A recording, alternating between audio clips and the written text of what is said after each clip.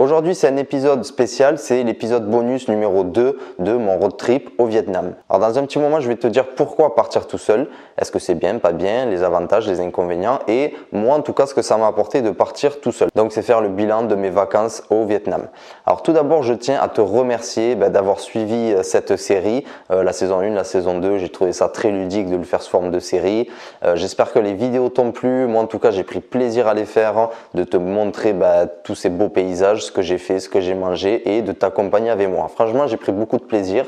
C'était pas des vidéos comme d'habitude où on apprend des choses sur la santé, des choses sur l'alimentation, mais voilà, ça permet un petit peu de couper ce rythme et de se détendre un petit peu. Vous vous êtes détendu avec moi et franchement, ça me fait super plaisir. Donc merci à tous. Alors, qu'est-ce que m'a apporté le fait de partir seul en vacances? Alors, il y a plusieurs catégories. Soit tu pars en famille ou en couple, soit tu pars avec des amis, soit tu pars seul. Bon, moi j'ai déjà fait le voyage en famille avec ma mère, on est parti à New York parce qu'on a de la famille à New York.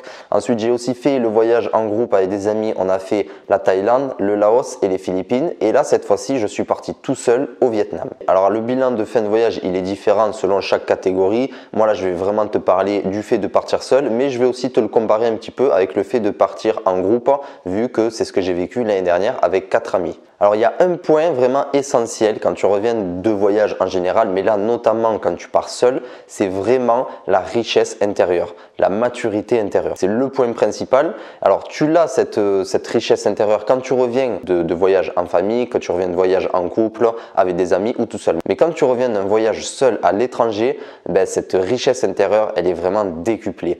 Pourquoi? Alors là, je vais te citer les 5 points en tout cas que j'ai identifiés et que en tout cas pour moi ont été améliorés. Alors le premier point, c'est la confiance en toi. Il faut savoir que quand tu pars à l'étranger, je sais pas si tu es déjà parti, mais voilà, tu pars donc tu es seul, tu es un peu stressé, tu as peur en fait de l'inconnu. Moi en tout cas, je parlais pas bien anglais, donc j'avais la barrière de la langue. Vietnamien, je connaissais même pas un mot. Donc voilà, le fait de dépasser ses limites, de sortir de sa zone de confort et voilà, d'aller à 12 000 km tout seul, et tu prends confiance en toi et ça c'est vraiment le top parce que ça te crée une énergie vraiment positive et tu arrives à faire des choses que tu faisais peut-être pas avant grâce à la confiance que tu as pris. Alors la confiance en soi, ça se travaille. Là, je suis pas au top de ma confiance en moi. J'ai toujours des petites craintes dans certains domaines ou sur certains sujets. Mais du coup, ça se travaille tous les jours et ça, c'est vraiment génial. Tu apprends sur toi-même en partant seul à l'étranger. Donc, si tu pars seul, sache que ta confiance en toi va vraiment exploser. Le fait de sortir de sa zone de confort va te permettre d'être fier de toi. Le fait de dépasser, de sortir de ta zone de confort, tu vas être content de l'avoir fait. Le fait d'avoir passé un cap, par exemple, moi au début j'avais peur, mais dès que j'étais dans l'avion, je me suis dit ça y est, je peux plus reculer, ça y est, je suis lancé, je suis sur la route. Donc déjà, j'étais content de l'avoir fait. Ensuite, une fois que tu arrives sur place, tu as toujours des petites appréhensions parce que tu sais pas comment va se passer le trajet, l'hôtel, qui est-ce que tu vas rencontrer. Donc, tu as toujours la peur un petit peu de l'inconnu. Mais une fois que tu passes les étapes, ta fierté, elle est là et tu es fier de ce que tu fais. Et donc voilà, il faut être fier de ce qu'on est, de ce qu'on fait. Et ça permet d'être mieux mentalement, psychologiquement et pour sa santé, c'est le top. Deuxième point positif de partir seul en vacances, c'est l'ouverture d'esprit. Tu vas dans un nouveau pays, tu rencontres des gens, donc là notamment des Vietnamiens, donc tu les observes dans leur milieu naturel, dans leur vie et du coup tu vois qu'est-ce qu'ils mangent, quelles sont leurs pratiques, leur culture, quelles sont leurs religions, tu vois au niveau de l'histoire, qu'est-ce qu'ils ont vécu, parce qu'il y a eu la guerre au Vietnam. Donc voilà, ça c'est vraiment une ouverture d'esprit qui te fait réfléchir aussi sur ta vie à toi en tant que Français.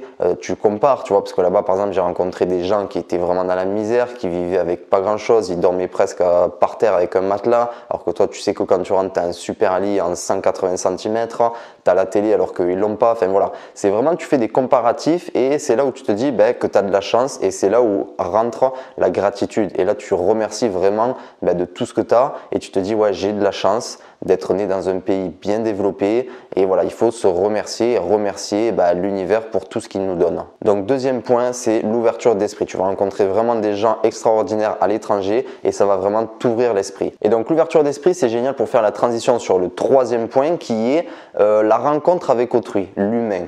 Parce qu'en fait, quand tu es tout seul, c'est là où je peux le comparer un petit peu avec le voyage en groupe avec des amis. Si tu veux, quand tu es seul, tu es obligé d'aller vers les autres, sinon tu vas rester tout seul. Donc dès que tu vois un français ou un anglais, si tu parles bien anglais, moi c'était pas trop mon cas, donc j'allais pas trop vers les anglais. C'est là où je trouve que c'était dommage que je parle pas mieux anglais parce que j'aurais pu faire plus de connaissances. Mais en tout cas, dès que je rencontrais des Français et des Françaises, j'allais vers eux. J'ai rencontré des couples de jeunes, des couples un peu plus âgés, j'ai rencontré des filles qui étaient toutes seules, des mecs qui étaient tout seuls. Donc voilà, il y a vraiment de tout et tu vas vers eux, même eux ils viennent vers toi. Alors au début du voyage, j'allais pas trop vers les gens parce que j'étais un petit peu encore dans la peur, dans la crainte.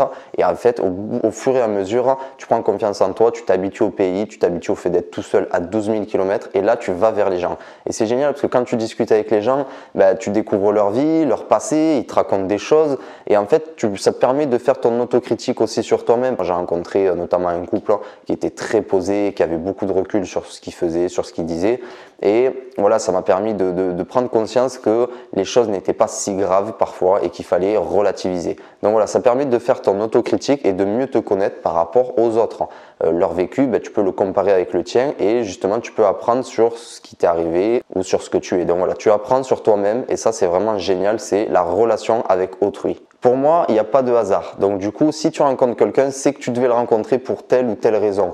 Ne serait-ce que voilà, j'ai rencontré des gens un quart d'heure, on a parlé un quart d'heure, mais après en fait tu te dis mais pourquoi j'ai rencontré cette personne, pourquoi la vie m'a mis sur son chemin. Et en fait tu te rends compte que dans ce qu'il t'a dit ou dans son attitude, il t'a fait révéler des choses en toi que par exemple tu n'aimais pas ou par exemple qu'il fallait que tu travailles sur toi-même. Donc si tu rencontres quelqu'un dans la vie de tous les jours, même en France, c'est que tu dois apprendre quelque chose de lui ou que lui va apprendre quelque chose sur toi. En fait on est tous liés et les gens que tu rencontres sur ton chemin, sache qu'il y a vraiment un lien à tirer entre les relations humaines. Si tu rencontres une personne, c'est pas par hasard, c'est qu'il va se passer quelque chose avec cette personne ou alors c'est que voilà, dans un dialogue, il y a quelque chose à tirer l'un de l'autre. Ce qui me permet de faire la transition sur le quatrième point qui est l'autonomie et la responsabilité. En fait, c'est être une meilleure version de toi-même, être plus responsable, être plus autonome.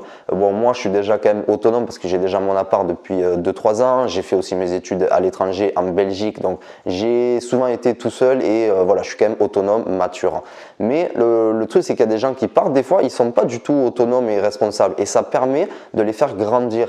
Notamment, tu dois te démerder par exemple, pour prendre tes billets de train, tes billets de bus, booker tes hôtels. Tu dois faire tes machines à laver, enfin, demander du moins. Donc, du coup, il faut que tu organises tout. Il faut vraiment être bien organisé pendant tes voyages pour que tout se passe bien. Et donc ça permet vraiment de travailler sur toi-même encore une fois et c'est une richesse intérieure parce que tu vas prendre des décisions en fait. Tu vois, le fait de prendre des décisions, ça te permet de te positionner et justement de dire voilà, je me positionne, par exemple, je prends tel ou tel. Je sais qu'au début, par exemple, j'attendais 1 heure, 2 heures avant de booker des hôtels. Après, voilà, je lisais, tac, tac, tac, j'allais à l'essentiel et je prenais une décision beaucoup plus rapidement.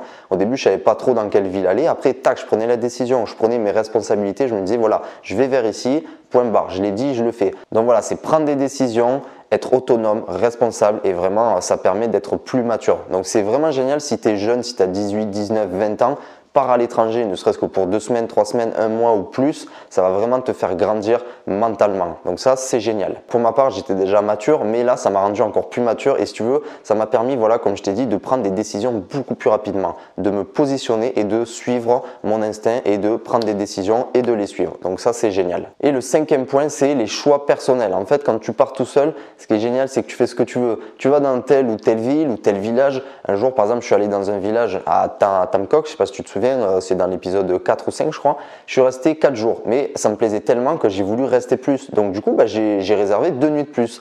Alors que si on était 4 ou 5 en groupe, les autres n'auraient peut-être pas voulu rester, ils auraient voulu peut-être partir, du coup tu aurais dû suivre le mouvement.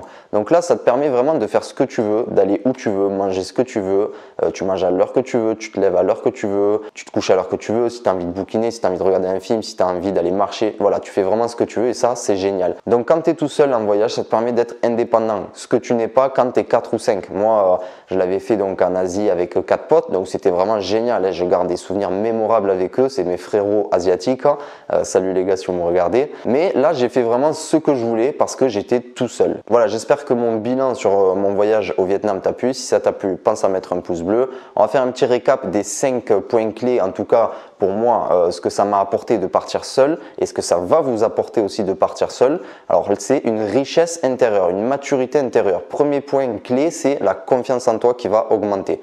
Deuxième, c'est l'ouverture d'esprit. troisième, c'est le côté relationnel. Le cinquième, c'est la responsabilité et l'autonomie. Et le cinquième point, c'est le fait de faire ce que tu veux. Donc voilà, j'espère que cette vidéo t'a plu. Si ça t'a plu, pense à mettre un pouce bleu. Laisse-moi un commentaire si tu as des questions, comme ça j'y réponds, il n'y a pas de souci. Voilà, pense aussi à t'abonner, comme ça tu recevras mes 3 vidéos de la semaine. Pense aussi qu'en barre d'infos, tu as un lien pour recevoir 1 heure de formation gratuite pour un rééquilibrage alimentaire. Je tiens à te remercier encore une fois pour m'avoir suivi dans mon road trip au Vietnam. Voilà, cette série est maintenant terminée. Dès lundi, on va reprendre les vidéos voilà, plus santé, alimentation et apprentissage sur soi-même au niveau de la santé et de l'alimentation. Donc voilà, j'espère que tu vas passer un bon week-end et je te dis à lundi. Salut!